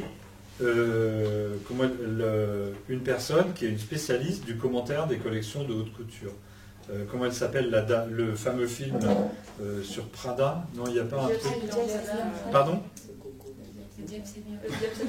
Le diable s'habille en Prada. Voilà, donc il y a deux métiers différents. Hein. Il y a un métier qui s'appelle couturier, qui consiste à faire, et il y a un métier qui s'appelle critique de couture, qui consiste à commenter et à décrire ce que font les couturiers. Donc vous allez aux collections et vous dites « Ah, je peux dire, etc. » En faisant ça, vous allez voir dans les collections des choses que les couturiers ont fait sans s'en rendre compte. Et par ailleurs, vous allez offrir à vos lecteurs des analyses précises et des mises en perspective qui vont peut-être aider vos lecteurs à mieux se positionner par rapport aux collections qu'ils observent. De la même manière que cinéaste et critique de cinéma, c'est pas pareil. Hein? Politicien et prof de sciences politiques, c'est pas pareil. Donc si vous me dites que les profs de sciences politiques sont les mieux placés pour être politiciens, ouais. S'ils deviennent politiciens, en tout cas, ils ne pourront plus vraiment être des bons profs de sciences politiques, ils viendront simplement des témoins. Mais donc, ce qui est génial dans le fait de vivre en société, c'est qu'on est quand même plusieurs pour faire les trucs, il y a une répartition des rôles, et il y a d'un côté des observateurs sagaces, de l'autre côté des concepteurs qui se lancent et qui prennent des risques, et on ne peut pas être en même temps tout. Hein, moi, je préfère acheter le pain chez le boulanger et le café chez le torréfacteur. Mais Parce que le boulanger, à l'arrache, il pourrait mettre des grains de café dans son four à pain. Mais ça marche dans le sens où quelqu'un fait une action. Ouais. Enfin, je fais une action, d'accord? Donc moi, je suis pas le mieux placé pour juger l'action que je viens de faire. Ça je l'entends. Je suis pas le meilleur observateur de l'action. Voilà, c'est mieux quelqu'un d'extérieur juge ce que je viens de faire. Ça, juge ou observe. Hein. Oui, bon, juge ou observe ce que je viens de faire. C'est pas tout à fait pareil. Bon, bah, juge ou observe. Là, ils jugent pas, ils observent. Oui, enfin, ils observent. Bref. Ouais, non, mais il y a d'autres disciplines scientifiques qui jugent. Hein. Si vous êtes un théoricien critique, le but c'est de juger. Hein, alors que là, le but c'est d'observer, c'est pas pareil. C'est pour ça que je tiens la limite là. Moi qui observe, alors donc je suis conscient que moi je serais pas le mieux passé pour m'observer moi-même, c'est bien quelqu'un d'extérieur qui m'observe. Mais par contre, cette personne qui m'a observé, oui. S'il veut changer mon action, c'est lui le mieux placé pour changer mon action. Bah, pas forcément, parce qu'en fait, le facteur temps joue énormément. Si vous lisez le jeu politique, il change toutes les semaines. Les startups, si vous êtes quelqu'un qui monte une startup, ça change toutes les semaines. Le braconnage dans un parc national au Kenya, ça change toutes les semaines. Et donc, l'acteur, lui, il est en temps réel. L'observateur, il est en différé. Et donc, ce qu'il peut vous apporter, c'est en réfléchissant à ce que j'ai fait au coup n-1 ou n-2, ça peut me donner des idées pour le coup n. Mais celui qui m'a observé au coup n-1, il n'est pas dans la situation pour le coup n-2. Et il y a des éléments qu'il ne peut pas sentir. Et par ailleurs, un circuit qui obligerait à passer par la case l'observation du n-1 détermine le n-2 peut me faire perdre des minutes, des années ou des très précieuses pour l'action. Et donc, en fait, on est bien dans des rôles différents et on ne peut pas avoir une action totalement informée par la recherche. Les personnes qui se positionnent en tant qu'acteurs réseau, enfin les observateurs, donc c'est ça? Oui, ils observent, ils étudient. Ils font jamais de recommandations en fait. Jamais. Ça c'est la pratique des recommandations. À qui il ferait ces recommandations? Je pense que les deux théories qu'on a vues sont différentes de ce point de vue-là. Celle de Calon, on voit bien avec qui il peut discuter. Il peut discuter avec les innovateurs. Et les concepts qu'il leur apporte, les innovateurs peuvent se les approprier assez facilement. En se rendant compte qu'ils essayent de faire passer tout le monde par un point de passage obligé, ça peut leur remettre une couche de réflexion en se disant « Ah ben merde, celui-là, j'étais parti moi de l'idée qu'il allait passer, c'était ça mon hypothèse de problématisation, mais maintenant je me rends compte qu'il faut que je réfléchisse quand même aux autres propositions qui lui sont faites par ailleurs, et donc peut-être qu'il faut que je remette de l'eau dans son vin. » Donc c'est des propositions, mais qui sont de l'ordre de la réflexion, de l'éclairage de ce qu'ils font. Dans une optique cosmopolitique à la Latour, vous allez faire des recommandations à qui? La seule recommandation qu'il a à faire, c'est si vous adaptez un langage qui met la science d'un côté, la politique de l'autre, et qui vous fait croire que la politique choisit à partir des options des faits scientifiques, vous vous dotez d'un cadre descriptif et normatif tellement faux que vous n'allez pas pouvoir décrire ce qui se passe et que vous allez déboucher sur des préconisations idiotes, quelles que soient vos préconisations. Mais le programme, il est négatif, si vous voulez. Lui, il est là pour dissiper une illusion toxique. Et du coup, une fois dissipé l'illusion toxique, c'est aux acteurs de jouer. Il n'y a pas de préconisation. Par exemple, si le commentateur de haute couture, il va, par rapport à ses commentaires, etc., il ne va jamais faire de préconisation. La journaliste de Vogue ne va pas dire à Jean-Paul Gaultier, l'année prochaine, il faudrait quand même rallonger un peu, et puis ce serait bien d'introduire des motifs végétaux, parce qu'on n'en a pas vu depuis longtemps. Dans la façon dont il commente, par exemple, le défilé, je ne sais pas moi,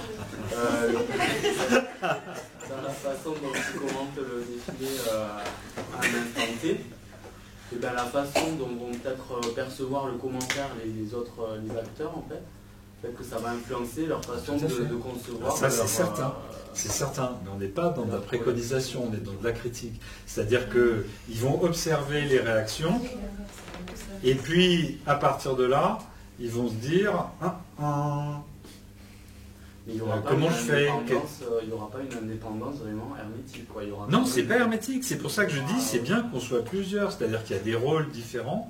Mais ce que je sens, c'est la réaction. On peut faire les deux. Mieux on observe, mieux on préconisera dans l'action. Mais ce n'est pas le cas. Ou alors on peut agir. Oui, allez-y, attendez, on est là pour ça. Et ensuite vient le temps de la réflexion et de la limite.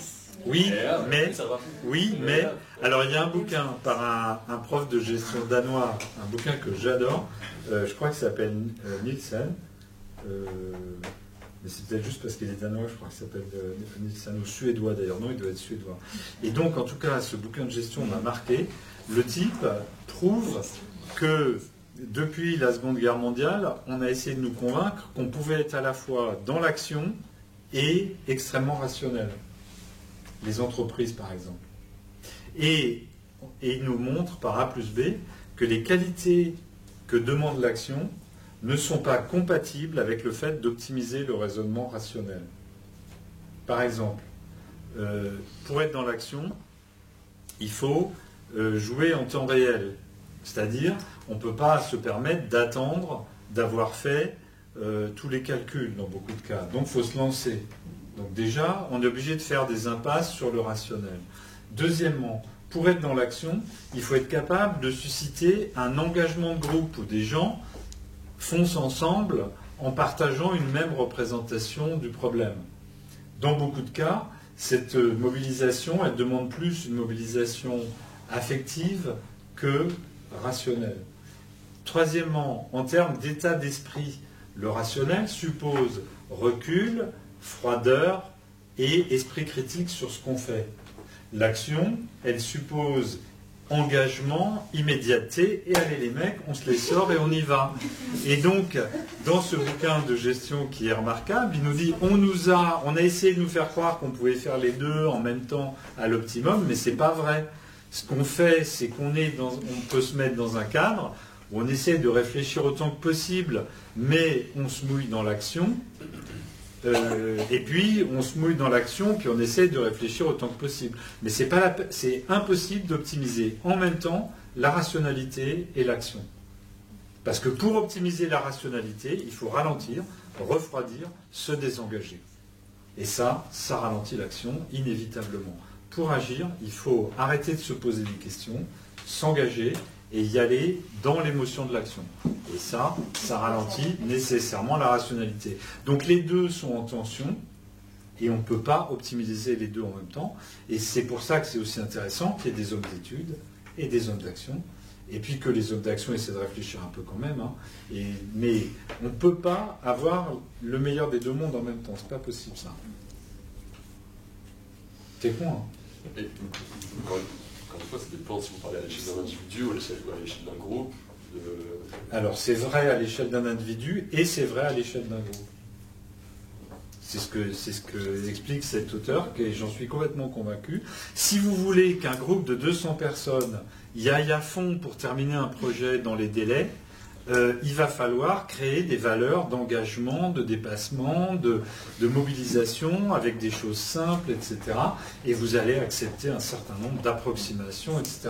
Et c'est tout l'enjeu des méthodes de gestion et des méthodes de comptabilité, d'arriver à concilier les deux univers. Mais vous ne pouvez pas être en même temps chef des vendeurs et comptable. Donc, il y a une répartition des rôles. Il y a une répartition des rôles. C'est un peu des choses qui incitent au court-termisme.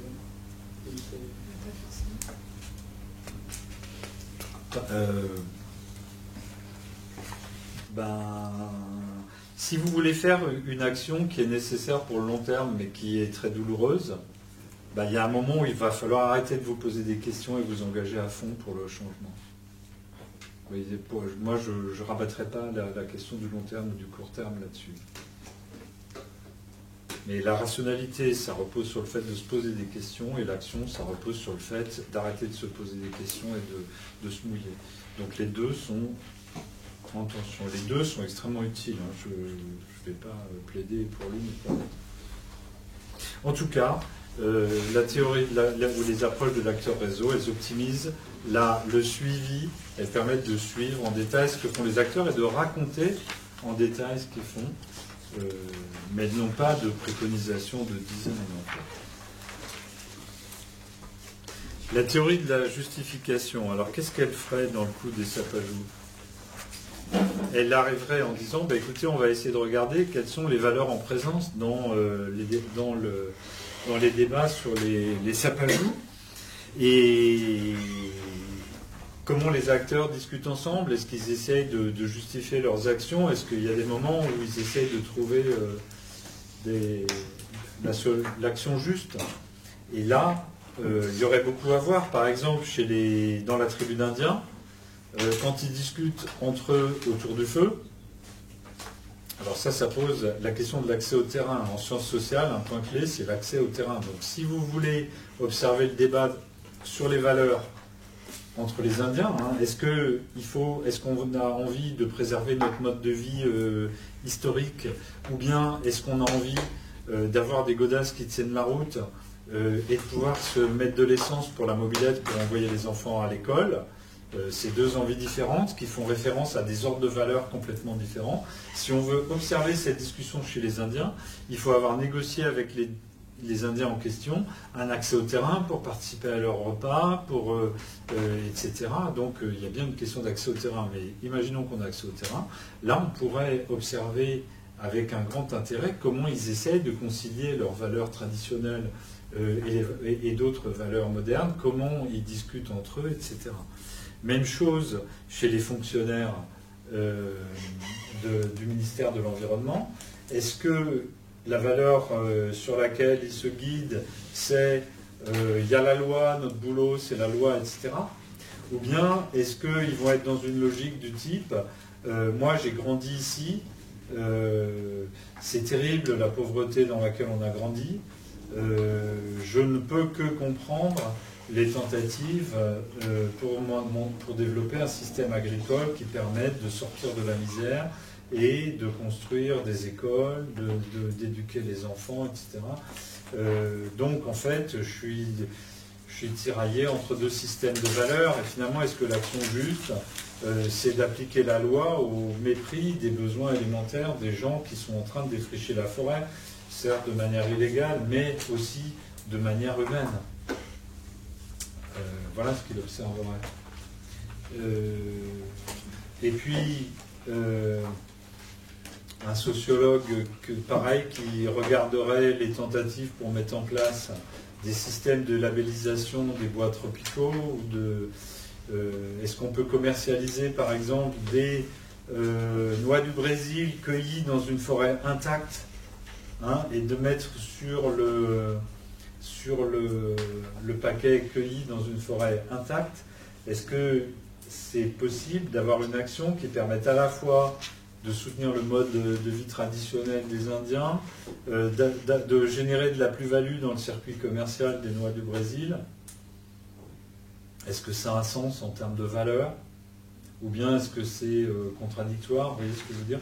Là, on pourrait observer les grincements, les tentatives de conciliation, ces différents acteurs.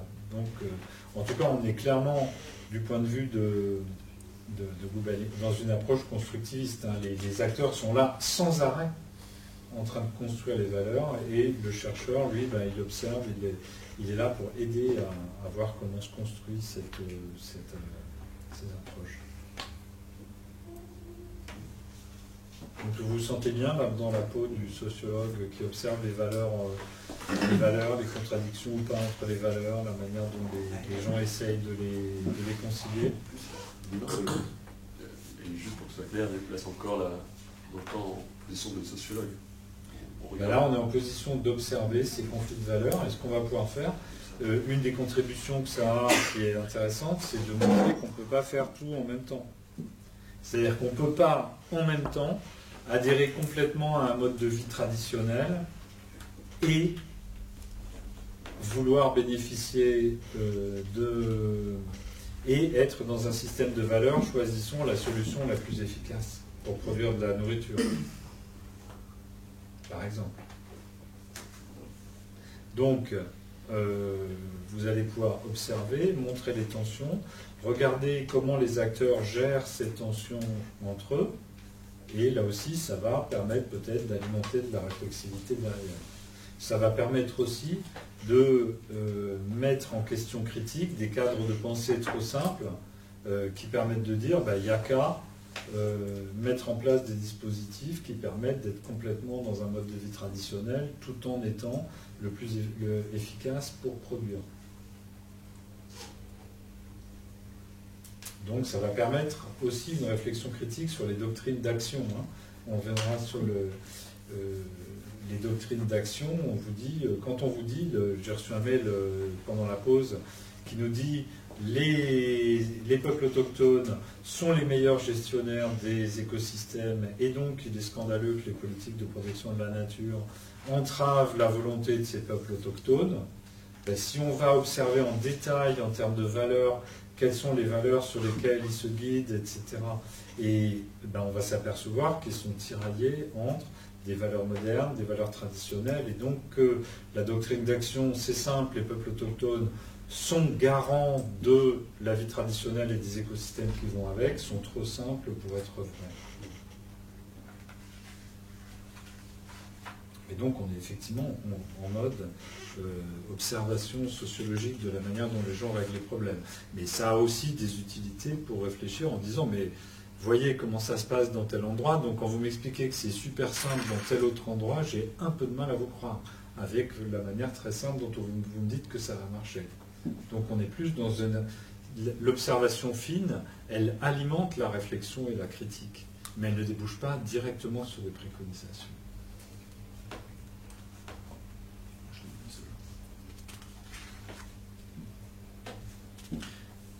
Bon, et quelqu'un qui ferait de l'analyse stratégique de la gestion environnementale, ben alors lui, il partirait effectivement du problème du sapajou, si c'est ça le problème, et de son habitat forestier, si c'est ça le problème de référence. Et ensuite, il se poserait la question, où est l'acteur d'environnement? Est-ce qu'il y a là-dedans quelqu'un qui pourrait bénéficier d'une réflexion stratégique? Est-ce qu'il y a quelqu'un dont je pourrais aider le design de l'action?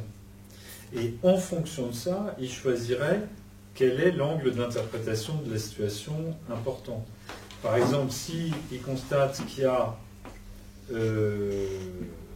des acteurs militants qui sont militants sur le terrain et qui essayent de faire bouger les choses en essayant de mettre de leur côté les hommes politiques qui décident au niveau du territoire, ils se poseraient la question comment est-ce qu'ils conduisent leur stratégie, comment ils pourraient renforcer leur stratégie, et ils adopteraient de fait une analyse de la situation qui essaye d'éclairer ces acteurs-là qui sont ces acteurs de référence. Donc, il ne partirait pas de la question qu'est-ce qu'on pourrait faire en général, mais il partirait de la question est-ce qu'il y a des gens qui commencent à se mobiliser, et à partir de là, quelle analyse stratégique permettrait de renforcer leur compréhension de la situation. Et donc, pour ce chercheur-là, la mise en gestion du problème, elle passe d'abord par le fait de renforcer le groupe des gens qui ont envie de régler le problème, qui sont prêts à agir pour régler le problème, qui sont déjà dans l'action pour régler le problème.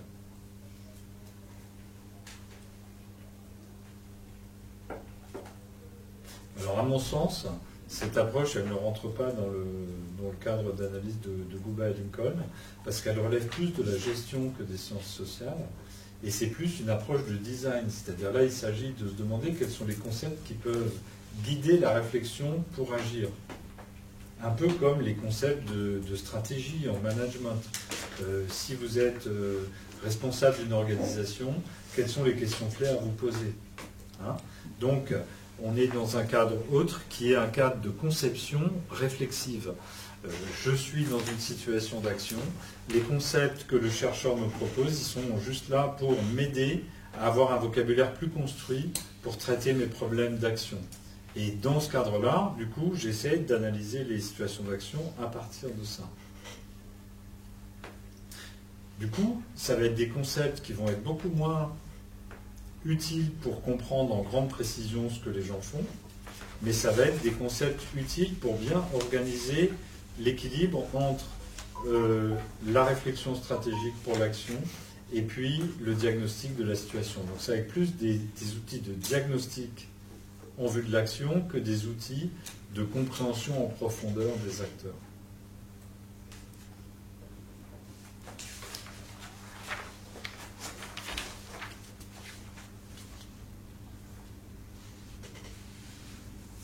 Ouais. Ce que vous voulez dire, c'est que la classification de Gouba et Lincoln, ça s'intéresse à comment, de quelle manière on explique un peu, alors que là, c'est de quelle manière on agit. Alors oui, c'est-à-dire que eux, ils s'intéressent à des sciences sociales, c'est-à-dire il y a bien des gens qui sont dans l'observation et l'explication, ou bien des gens qui ont des formes d'action autres que la gestion. C'est-à-dire que la forme d'action qui consiste, par exemple, dans le modèle participationniste, le chercheur en sciences sociales, il se met au service des acteurs du terrain, des acteurs de la base. En fait, dans les sciences sociales, il y a pas mal de chercheurs qui sont dans une optique d'empowerment. On se met au service des acteurs les plus faibles, par exemple. Et on développe des formes de recherche-action. Mais, donc, si vous voulez, la frontière, elle ne passe pas de manière totale par j'observe et j'explique, ou bien je me mouille dans l'action. Il y a de plus en plus d'approches en sciences sociales qui se mouillent dans l'action. Mais elles ne sont jamais, du moins jusqu'ici, dans la tentative de concevoir pour un acteur, sauf si cet acteur est dominé et qu'il s'agit de le mettre en situation d'empowerment.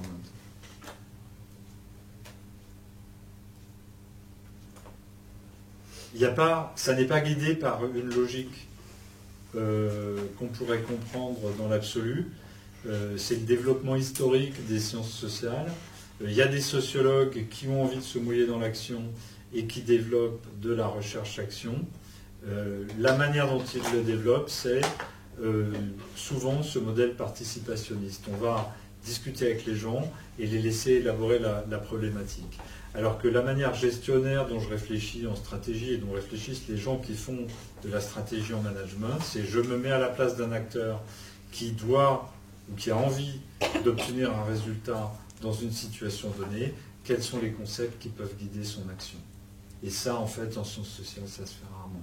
Pour une raison très simple, c'est que ça revient à dire comment j'aide un acteur à augmenter son pouvoir alors qu'il en a déjà, même si ce n'est qu'un peu à la base.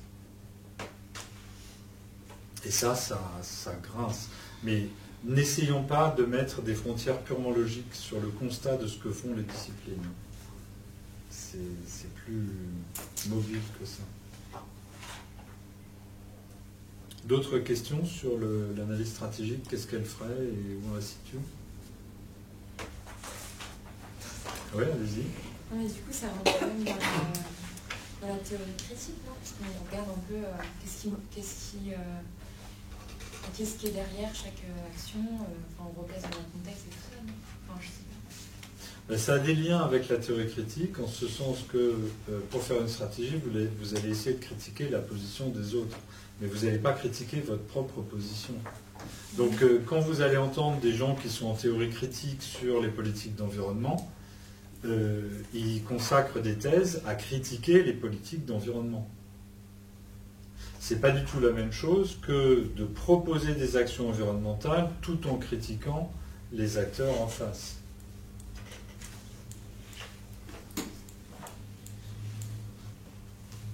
Alors que c'est plutôt du coup dans une approche constructiviste, on sait qu'on est soumis à des, on va dire, je sais pas que on n'est pas neutre et tout ça, mais on fait avec. Donc c'est plutôt.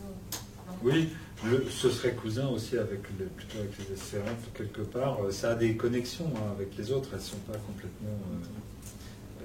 pas complètement rien à voir. Mais disons cette posture de science de gestion qui est, imaginons que je sois à la tête d'une organisation, comment je pourrais raisonner pour la conduire au mieux? Cette posture-là, c'est pas une posture vraiment de sociologue ou de politiste. Vous voyez ce que je veux dire? C'est une posture de conception de stratégie, donc qui est un peu spécifique. Et du coup, on ne la retrouve pas trop dans ce qu'ils ont observé. Peut-être qu'on va avancer encore d'un cran sur les approches auxquelles on a échappé. Là, on vient de passer en revue ce qu'on a vu dans le cadre du module. Dans le cadre du module, on n'a pas envisagé d'approche positiviste ou néo-positiviste. On n'a pas vu en profondeur d'approche critique macro-politique, du genre la critique du capitalisme en lien avec la crise environnementale ou bien l'écoféminisme. On n'a pas abordé ça. On ne s'est pas non plus intéressé aux approches instrumentales qui sont liées au paradigme du gouvernement, les instruments économiques, les instruments juridiques, etc. Et puis, on ne s'est pas non plus intéressé aux approches sociologiques qui essaient de comprendre pourquoi il y a des gens qui se font de la bile sur l'environnement.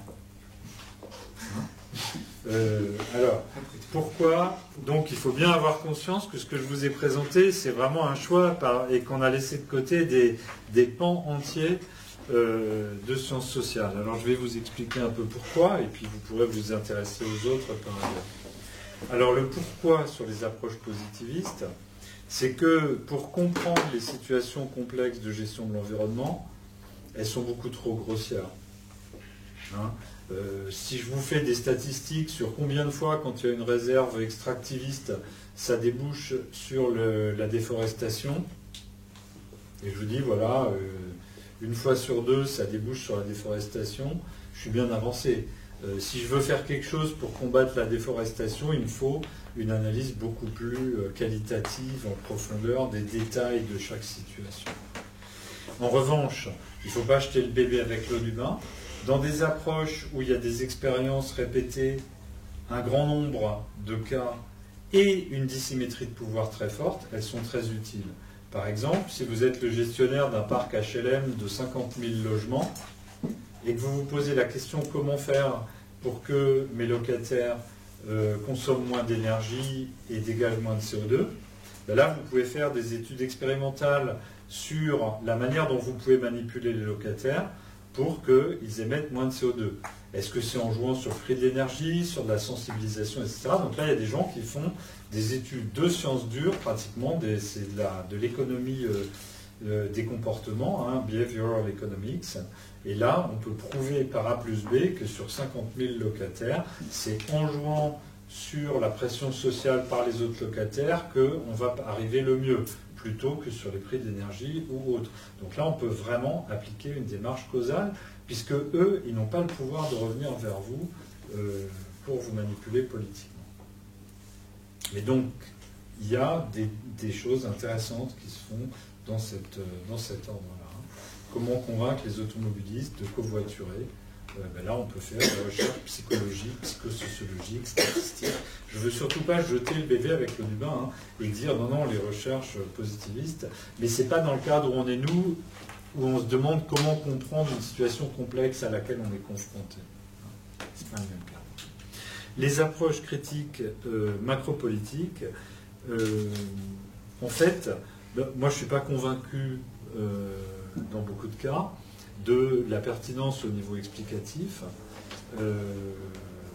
Pour vous donner un seul exemple, les gens qui disent l'huile de palme en Indonésie, ça s'explique par le profit capitaliste des gens qui font de l'huile de palme. Moi,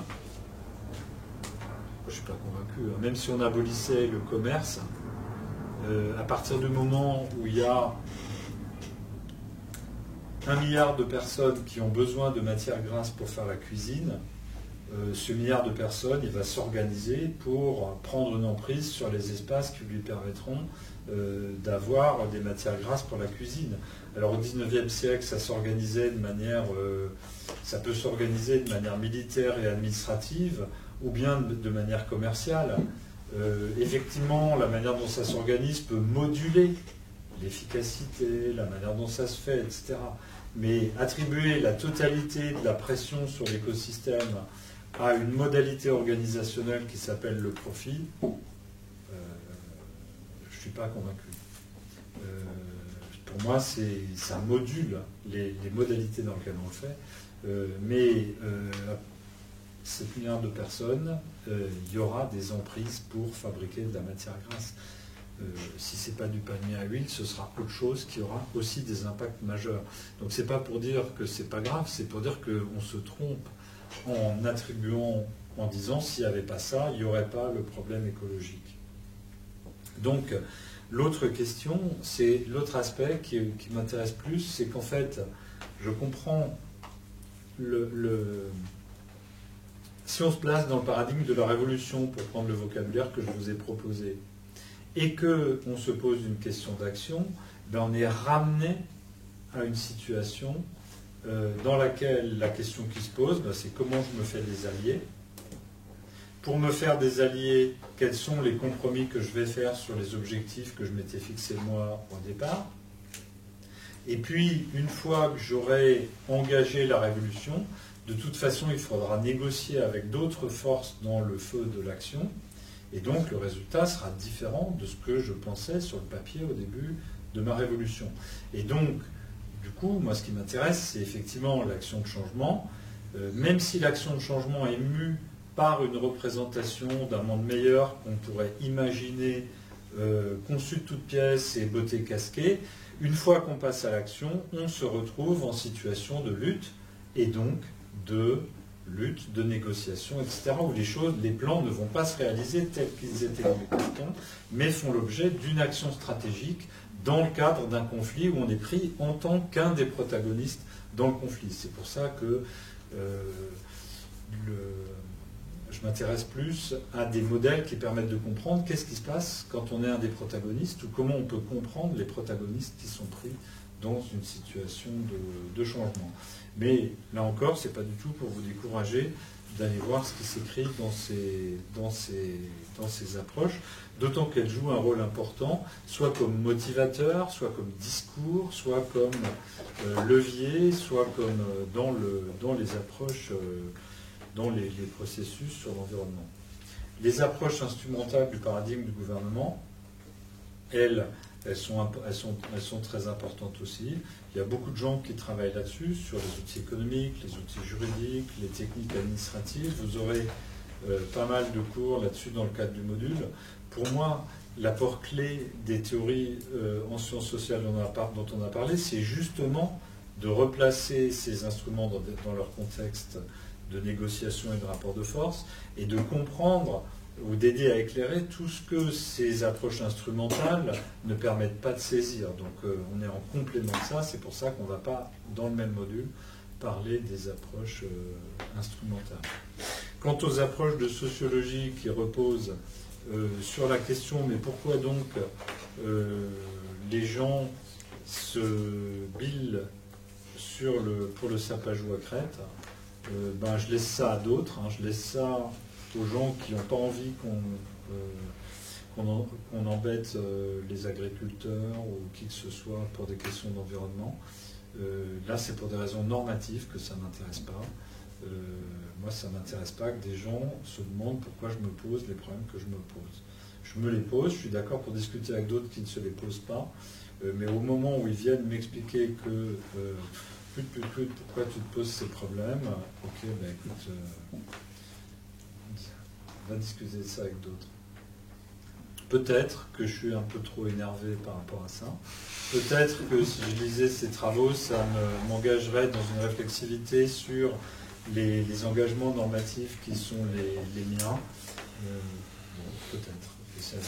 En tout cas, ce n'est pas ma priorité. Ma priorité, c'est quels sont les cadres de réflexion qui permettent de réfléchir à la question comment on peut mieux gérer l'environnement, et pas pourquoi donc on voudrait mieux gérer tel ou tel aspect de l'environnement. Donc ces choix, ils sont effectivement liés aussi aux objectifs d'action. On essaie de comprendre mieux, peut-être pas directement pour agir tout de suite, mais en tout cas on essaie de comprendre mieux pour que ça apporte des ressources pour agir.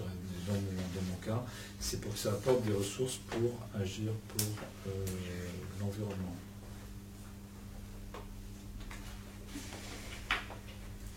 On est peut-être épuisé pour avoir un débat là-dessus. Mais c'était important de replacer le cadre un peu précis. Donc ma dernière phrase, ce sera pour dire ça n'était qu'un module d'initiation, 101.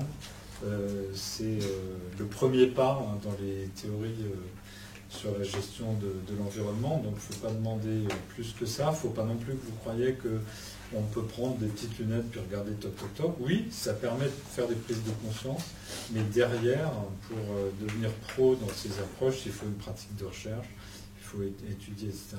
Un de mes buts, c'est que vous puissiez mieux entendre les gens qui vont venir vous présenter des travaux, ou quand vous allez lire des dossiers d'environnement où il y a des chercheurs en sciences sociales qui interviennent, que vous soyez réceptifs pour comprendre ce qu'ils essaient de faire, de dire, etc. Et donc, ces théories, elles valent dans le cadre de discussions argumentées sur des cas concrets, où on va pouvoir discuter des problématiques, des méthodes, des données. Et puis, pour les manipuler à un niveau pro, ben, il faut des savoirs et des savoir-faire qui demandent un investissement de formation. Là, on est dans un cadre d'initiation dans lequel je vous donne une culture générale qui va vous permettre de mieux recevoir et comprendre les interprétations et les travaux qui vont vous être présentés. L'idée n'est pas de dire voilà des outils à utiliser tels quels. Non, ce sont des ouvertures, des clés de compréhension qui vont vous aider à mieux comprendre ce que les gens vont faire, pas forcément à vous substituer aux sociaux. Donc c'était juste pour vous dire qu'il y a des pans entiers de théories, d'approches, etc., qu'on n'a pas abordés. Mon choix, il était quelques approches qui permettent de s'interroger et d'observer la manière dont les acteurs interagissent entre eux, la manière dont on met en gestion un problème d'environnement. Ok, bah écoutez, je pense que c'est un peu épuisant le système du module. Donc au fil de l'année, on va faire travailler ces notions, ça va petit à petit rentrer dans votre répertoire. Ça va faire un yoga de la capacité à entendre la différence des perspectives.